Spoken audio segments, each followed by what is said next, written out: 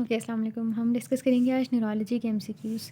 Neurology के MCQ discussion again उसी तरह से है कि I do not have the actual MCQs, मेरे पास एमसीक्यू डिस्कशन है। सो इस तरह होता है कि एक पेशेंट कोलैप्स करता है, उसका डिप्लोपिया है राइट गेज़ में और साथ फेलियर टू एब्डक्शन है, राइट साइडेड फेशियल वीकनेस है और लेफ्ट हेमीपरेसिस है। तो आपसे पूछा हुआ है कि साइट ऑफ लेगियन आप बताएं। तो अब देखो, इस एमसीक्यू के अंदर हमने सबसे पहले देखना है कोलैप्स किया, डिप्लोपिया है राइट गेज़ का और एब्डक्ट नहीं कर पा रहा। अगर वो एब्डक्ट नहीं कर पा रहा, जस्ट अ मिनट। अच्छा जी, अगर वो एबडक्ट नहीं कर पा रहा तो इसका मतलब है कि CN6 का मसला है, एब्ड्यूसेंट नर्व का इशू है। अच्छा जी, अगर वो एबडक्ट नहीं कर पा रहा तो एब्ड्यूसेंट नर्व का इशू है। एंड लाइक वाइज अगर उसकी राइट साइडेड फेशियल वीकनेस है तो इसका मतलब है कि सेवंथ नर्व इन्वॉल्व हुई है और लेफ्ट हेमीपरेसिस है। राइट साइड का फेशियल था और राइट गेज थी। अब यहाँ पर इस पॉइंट पर मैम ने हमें बताया कि साइट ऑफ लीजन कहाँ पर है। इससे पहले आपने ये देखना है कि आपको पता लग गया कौन कौन सी नर्व्स इन्वॉल्व हैं। आपने देखना है हेमीपरेसिस भी।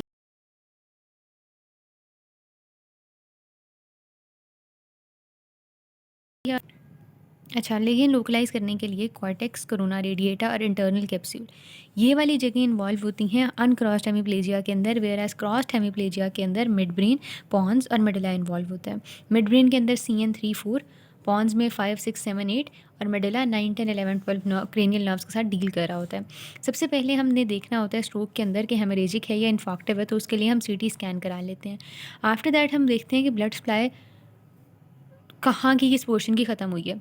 तो अगर MCQ के अंदर हो कि किसी की बाजू टांग से ज़्यादा कमज़ोर है, यानी लोअर लिम्ब की पावर ज़्यादा है और अपर लिम्ब की पावर कम है, विच मीन्स के जो स्ट्रोक हुआ है उसने अपर लिम्ब को ज़्यादा इफेक्ट किया और लोअर लिम्ब को कम इफेक्ट किया, तो इसका मतलब MCA का इन्फॉक्ट है।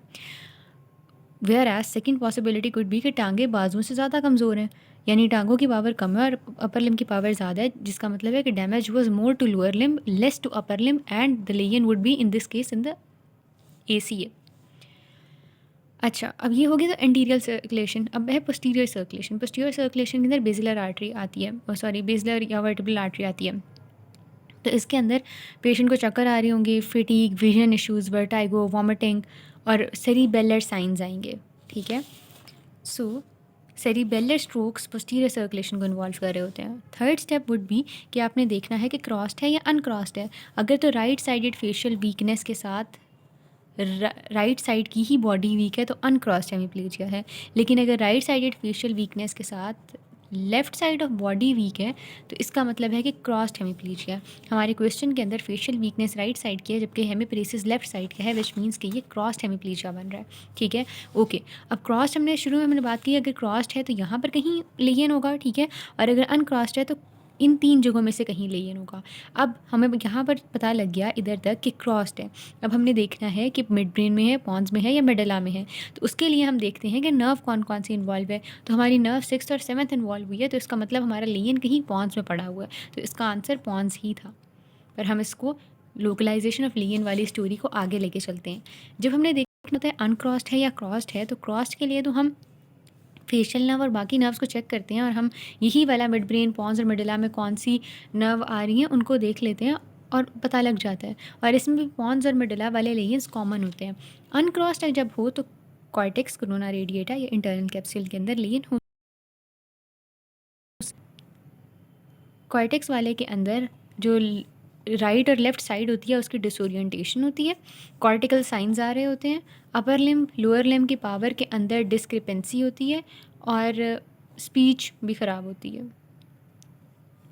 इंटरनल कैप्सूल वाले में जब मसला हो तो वहाँ पर डेंस हेमीप्लेजिया होता है और पावर लॉस होती है, 0/5 होगी अपर लिम्ब लोअर लिम्ब की। ठीक है, ओके। नेक्स्ट MCQ वर्स कि 70 ईयर ओल्ड है, इनएबिलिटी टू बेयर वेट है on the lower limb, history है प्रोस्टेटिक कैंसर की, एग्जाम पर हाइपर रिफ्लेक्सिया है, एक्सटेंसर प्लांटर रिस्पॉन्स है, sensory loss up to T10 है। अप्रोप्रिएट इन्वेस्टिगेशन क्या होगी? अब मैम ने कहा कि देखो इसमें हिस्ट्री ऑफ प्रोस्टेटिक कैंसर आपको इसीलिए दी गई है कि लाइकली कॉज यही है जो मसला पैदा हो रहा है उसका। After that extensor plantar response जब दोनों लिम्ब का है तो एक्सटेंसर प्लांटर रिस्पॉन्स होना as a sign of upper motor neuron lesions, और इसका मतलब है कि मसल्स का मसला है। सेंसरी लॉस भी उन्होंने बता दिया कि यहाँ तक है कि सेंसरी लॉस है कि पेन, टच, टेम्परेचर वगैरह नहीं आ रही। सो जब sensory loss plus upper motor neuron lesion हो तो हमने हमेशा याद रखना है कि ये दोनों चीज़ें जब इकट्ठी आ जाएँ तो दिस इज़ कॉर्ड कंप्रेशन, ठीक है। और कॉर्ड कंप्रेशन में या तो कॉर्ड इन्वॉल्व है या ब्रेन इन्वॉल्व है, तो उसके लिए सिंपल सी बात है, या तो ब्रेन का हम करा लेंगे एमआरआई या कॉर्ड का करा लेंगे। तो इस केस में ऑप्शन में था एमआरआई ऑफ सेरेब्रोलम्बर स्पाइन, तो that was the right option. Okay, after that 40-year-old male है, 6 मंथ की इसकी हिस्ट्री है डिस्फेजिया एंड रिगार्जिटेशन की। उसके सिम्टम्स इवनिंग के अंदर वर्स हो जाते हैं। जब भी न्यूरो के किसी क्वेश्चन के अंदर इवनिंग के अंदर सिम्टम्स वर्स हो रहे हैं तो दिस शोज फटीगेबिलिटी। अच्छा, उसके सिम्टम्स वर्स हो रहे हैं, साथ ही साथ उसे डिप्लोपिया भी है, तो जब वो फ़ोन यूज़ करता है। तो this was a question of myasthenia gravis acetylcholine receptor antibodies करवानी थी, इन्वेस्टिगेशन का पूछा हुआ था।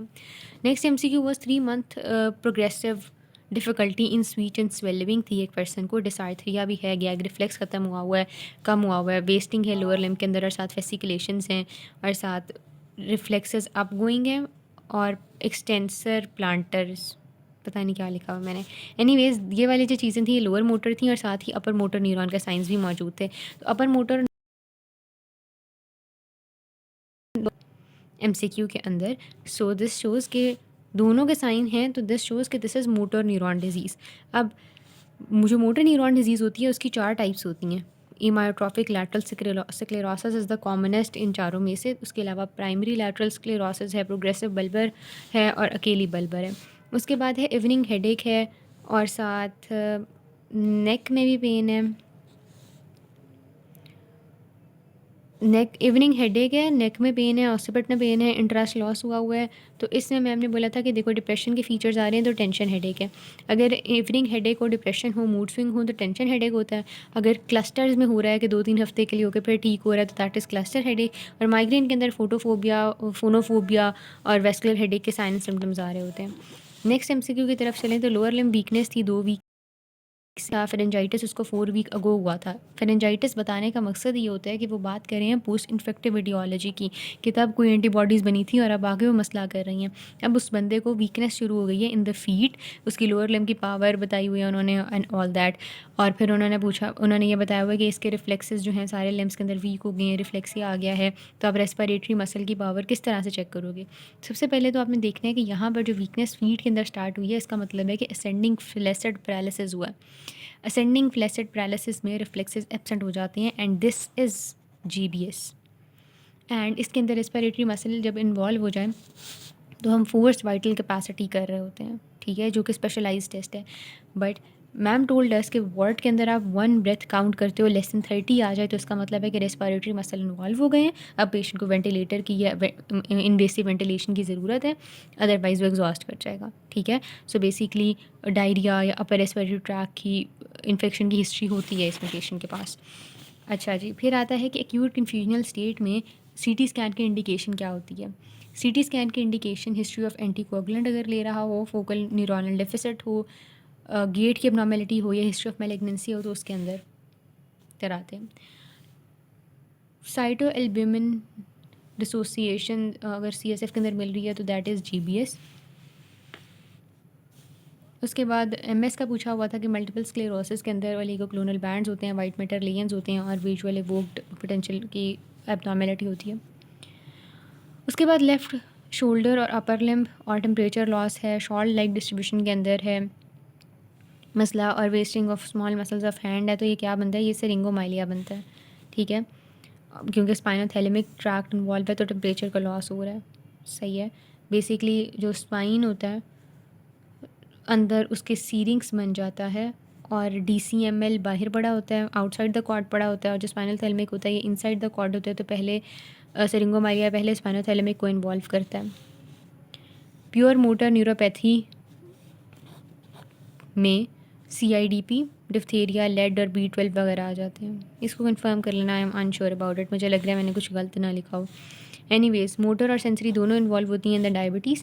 अगले एमसीक्यू की तरफ चलते हैं। उन्होंने यही वाला इसी तरह का क्वेश्चन दिया हुआ था जीबीएस का, और पूछा हुआ था पेशेंट के साथ क्या करना है। उसकी एक्चुअली ऑक्सीजन सेचुरेशन अब डिक्रीज़ कर गई है बाय 5%, तो हमने उसे आर्टिफिशियल वेंटिलेशन देनी है। उसके बाद एक 35-year-old फीमेल है, उसको क्लस्टर हेडेक है, तो आप क्या दोगे? आप 100% ऑक्सीजन एंड वरापामिल दोगे। आफ्टर दैट एक पेशेंट है, उसका left shoulder blade, axillary region, arm, index, middle finger involve हो गई है, तो C6 C7 डर्माटोम का मसला था। कॉमन है स्ट्रोक, एंटीरियर सर्कुलेशन का इन्फाक्ट होता है। 40 ईयर ओल्ड ER के अंदर आई है, अनक्रॉस्ड उसको हेमिप्लीजिया है और 4.5 और की विंडो के अंदर आ गई है। तो हमने TPA लगाना होता है, लेकिन TPA तब लगाते हैं अगर 180/100 से कम ब्लड प्रेशर हो, ठीक है। तो सबसे पहले करते हैं, उसके बाद हमने ब्लड प्रेशर नॉर्मल करना होता है ताकि हम TPA की तरफ जा सकें जब इस विंडो के अंदर पेशेंट आ जाए। अच्छा, अब मैम ने ये कहा था कि अगर तो किसी को वीकनेस हुई है तो ट्रांजिएंट इस्कीमिक अटैक हम तब कहेंगे अगर वो फ़ौरन रिकवर कर जाता है ट्रांजिएंटली, लेकिन अगर वो रिकवर नहीं करता तो वो स्ट्रोक हो जाता है। और अगर वो progressively weakness day by day ज़्यादा हो रहा है तो वो प्रोग्रेसिव स्ट्रोक होता है। और अगर वीकनेस 24 आवर्स के अंदर ठीक हो जाती है तो वो रिवर्सिबल इस्कीमिक न्यूरोलॉजिकल डेफिसिट होता है, ठीक है। अच्छा, फिर एक मरीज़ है, उसके ग्रेड 2 की वीकनेस है left from the same side of the body है, सिवियर हेडेक है, लेथार्जी है, और भी बहुत सारी बातें बताई हुई थी। बहरहाल इसका आंसर था हेमीप्लीजिक माइग्रेन। उसके बाद जर्की पल्स थी और इजेक्शन सिस्टोलिक मर्मर थी, डबल एपेक्स बीट थी। तो ये सारे फीचर्स थे HOCM के, हाइपरट्रॉफिक ऑब्स्ट्रक्टिव कार्डियोमायोपैथी के। तो इसमें सिनकपी हो रही थी। अगेन यही वाला फिर कॉन्सेप्ट इस्तेमाल हुआ था नेक्स्ट MCQ के अंदर कि सबसे पहले आपने CT scan and blood pressure reduction करनी होती है। आफ्टर दैट फिर आप ब्लड प्रेशर रिड्यूस हुआ है तो TPA लगा सकते हो। अच्छा, वर्स्ट हेडेक ऑफ लाइफ जो होता है ना, अगर वो सवाल के अंदर बताया सडन सिवियर हेडेक है, ब्लड प्रेशर ज़्यादा है, नेक स्टिफनेस है, प्लांटर अप गोइंग है, तो सब रेक्नॉइड हेमरेज है। उसके बाद डे ड्रीमिंग व कई बात जहाँ पर हो रही हो, पुअर अटेंशन स्पैन हो, तो एब्सेंट सीजर्स आ जाते हैं। अगला MCQ के वेरनस साइनस थ्रोम्बोसिस का था। अगला MCQ टोनिक क्लोनिक सीजर्स की ड्रग ऑफ चॉइस का पूछा हुआ था। फिर एक में एब्सेंट सीजर्स की ड्रग ऑफ चॉइस का पूछा हुआ था। एंड ब्रोकास एरिया में डिफ़िकल्टी बोलने का मसला होता है, ठीक है। डिफ़िकल्टी इन स्पीकिंग होती है। अदरवाइज़ वो अंडरस्टैंड कर रहा होता है, वो आपकी कमांड फॉलो कर रहा होता है, लेकिन मोटर एफेसिया के अंदर कमांड नहीं फॉलो कर रहा होता। सॉरी, इन द वर्निकी के अंदर बोल रहा होता है और कमांड नहीं फॉलो कर रहा होता, और ब्रोकास के अंदर कमांड फॉलो कर रहा होता है, बोल नहीं रहा होता। तो ब्रोकास मोटर एफेसिया होता है और वर्निकी सेंसरी एफेसिया होता है।